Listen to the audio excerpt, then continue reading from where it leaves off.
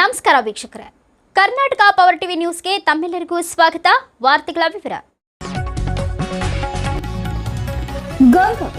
ನಗರದ ಕನಕಗಿರಿ ರಸ್ತೆಯ ಸರ್ಕಾರಿ ಗೋದಾಮಿನಲ್ಲಿ ಪಡಿತರ ಅಕ್ಕಿಯನ್ನು ಅಕ್ರಮವಾಗಿ ಸಾಗಾಟ ಮಾಡಲು ಮುಂದಾದ ಘಟನೆ ಗಂಗಾವತಿ ನಗರದಲ್ಲಿ ನಡೆದಿದೆ. ವಿಷಯ ತಿಳಿದ ತಾಲೂಕು ಗ್ಯಾರಂಟಿ ಯೋಜನೆಯ ಸಮಿತಿಯ ಅಧ್ಯಕ್ಷರು ಸದಸ್ಯರು ಸೇರಿ ಲಾರಿಯನ್ನ ತಡೆದು ಅಧಿಕಾರಿಗಳಿಗೆ ತಿಳಿಸಿದ್ದಾರೆ.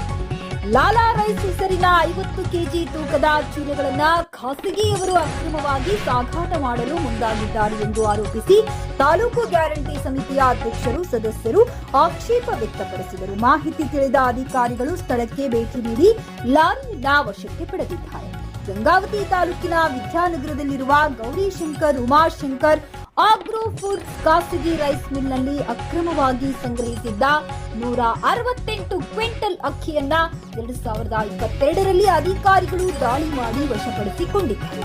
ದಾಳಿ ಮಾಡಿದ ಅಕ್ಕಿ ಚೀಲಗಳನ್ನ ಸರ್ಕಾರಿ ಗೋದಾಮಿನಲ್ಲಿ ಸಂಗ್ರಹ ಮಾಡಲಾಗಿತ್ತು. ಪ್ರಕರಣಕ್ಕೆ ಸಂಬಂಧಪಟ್ಟಂತೆ ಮಿಲ್ ಮಾಲೀಕ ಕೋರ್ಟ್ ಮೊರೆ ಹೋಗಿದ್ದರೂ ವಿಚಾರಣೆಯಲ್ಲಿ ಅಧಿಕಾರಿಗಳು ಸರಿಯಾದ ದಾಖಲೆಗಳು ನೀಡದಿರುವುದರಿಂದ ದಾಳಿ ಮಾಡಿ ವಶಪಡಿಸಿಕೊಂಡಿರುವ ಅಕ್ಕಿಯನ್ನು ಆರೋಪಿಗಳಿಗೆ ವಾಪಸ್ ನೀಡಲು ಜಿಲ್ಲಾಧಿಕಾರಿ 2025ರಲ್ಲಿ ಆದೇಶಿಸಿದ್ದರು.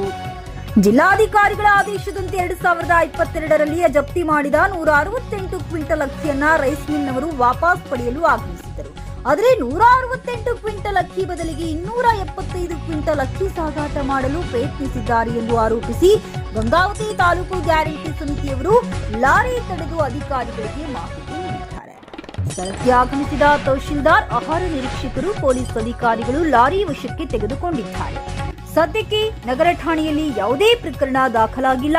ಗ್ಯಾರಂಟಿ ಸಮಿತಿಯವರು ಮತ್ತು ಸಂಘಟನೆಯವರು ವ್ಯವಸ್ಥಾಪಕರನ್ನ ಸಂಪರ್ಕಿಸಿ ಹೆಚ್ಚಿನ ಮಾಹಿತಿ ಪಡೆಯಲು ಅಧಿಕಾರಿಗಳಿಗೆ ಹೇಳಿದರು. ಆದರೆ ಗೋದಾಮಿನ ವ್ಯವಸ್ಥಾಪಕರನ್ನ ಸಂಪರ್ಕಿಸಲು ಪ್ರಯತ್ನಿಸಿದ ಸಂದರ್ಭದಲ್ಲಿ ಮೊಬೈಲ್ ಸ್ವಿಚ್ ಆಫ್ ಆಗಿದೆ ಎಂದು ತಿಳಿಸಿದರು.